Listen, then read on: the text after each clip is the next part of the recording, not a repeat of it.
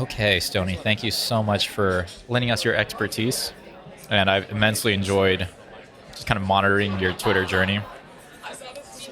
I actually have to refrain from commenting on everything because I just feel like that's just too much engagement with social media for me, but I've enjoyed it. Why don't you go ahead and introduce yourself? Tell us what you want people to know about you, your name, your title, your favorite Pokemon, what have you.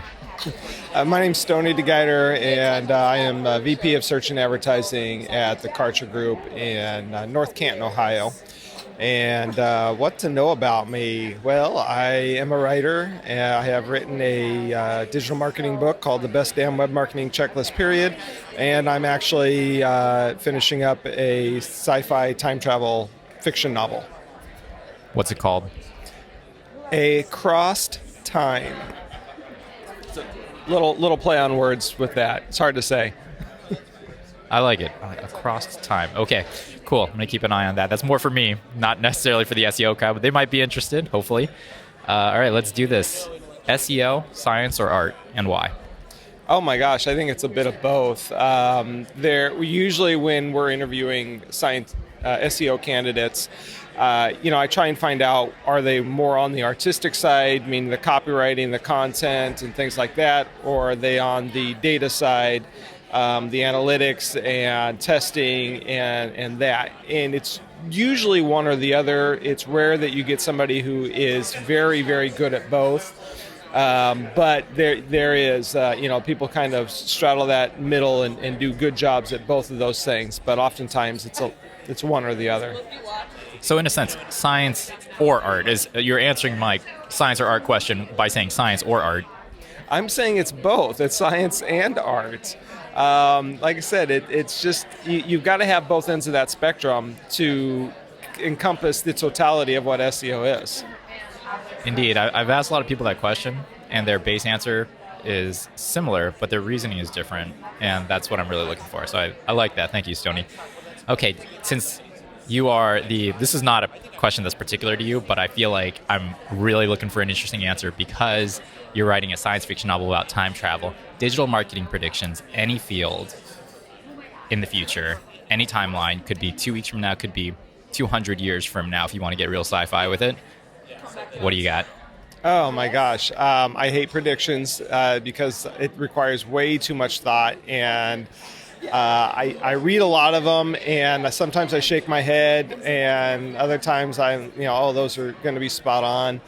One of the predictions I made years and years and years ago, I'm still waiting for it to come true, is that Google will value links based on how they're clicked or how often they're clicked. So you can have a bunch of links, but there's zero value in the link until somebody somewhere starts clicking that.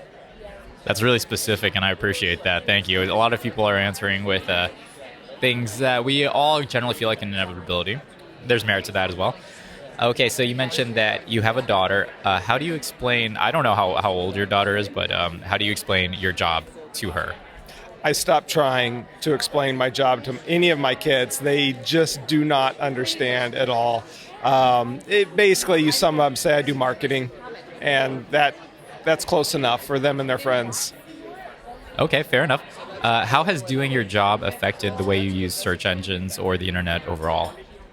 I don't know. I'm not actually a real big searcher. I don't use Google a lot. I hear about power searchers and all these search tricks and things like that, and I'm just like, man, I just don't ever do that. I do a quick search, I find what I want, move on. But I think being in the industry, it does help me understand some things that maybe other people don't in how to search, and maybe I know how to do it a little bit better and don't even realize. But for me, it's just something that's part of life, no matter how you look at it, whether you're in the industry or not. It is part of life, and one that I actually tried to get away from for a little while when I went off of a smartphone and onto a Nokia 3310 last year. We can talk about that later if you're interested in hearing that. Underrated and overrated. You don't have to say why, but if you want to elaborate, feel free to. Link building. Oh my gosh. It depends on who you talk to. We're talking to you. Yeah. Are we? I'm somewhere in the middle, and I go back and forth, I think, depending on the time of day. I do think it's very, very important, but I think Google is trying hard to make it less important than it is. And we know several years ago they tried and it failed, and links are here to stay. But I think they're desperately trying to find other signals that can supplant that for the most part. Influencer marketing. I think that's huge. I think if you can influence people in any way, shape, or form, you have a lot of opportunity to get more eyeballs, get more attention onto your business, and get more sales. Content marketing. Absolutely essential. It's got to be the right kind of content marketing, though. Early on, you saw a lot of content for the sake of producing content, but now we're getting into an age where people are being very specific about their content strategy, being very deliberate about that, and that may mean less content, but higher quality. User-generated content. If you can get it, do it. Voice search. I hate it, and I don't know why, but I'm starting to do a voice, even voice texting and things like that. I just have a natural habit to use the keyboard, but I'm using it more on the phone when I'm walking or something like that because, and that I just have trouble spelling words right. So I think from me, if I'm any type of case in point, it's going to be used more just because I'm tired of trying to type things out and getting it wrong. And Google knows how to spell things, so. I feel like that's a particular use case that a lot of people can resonate with. Okay, let's move into this quick true or false portion. You can elaborate, you don't have to. I haven't actually finished writing it all out, so it's very short. The emphasis on paid will overtake organic as rich results become more of the norm. I think as long as the user allows it to happen, yes. If users stop clicking on ads or get tired of everything being paid, then they'll move on to something else, and then it'll swing back the other way. Multi-touch attribution will be a reality in the next 10 years. It needs to be, absolutely. Data across social, search, ads will all eventually come together on a first-party platform, something akin to Google Analytics. Yes, it absolutely needs to. Next-gen marketers won't be concerned with ROI.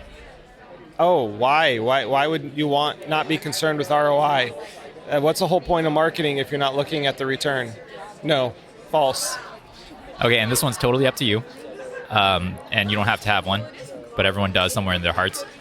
Cringiest marketing term. Oh, cringiest marketing term. Wow, that's a hard one. Clickbait. Okay, thank you very much, Stoney. Absolutely, it's a pleasure. Thanks.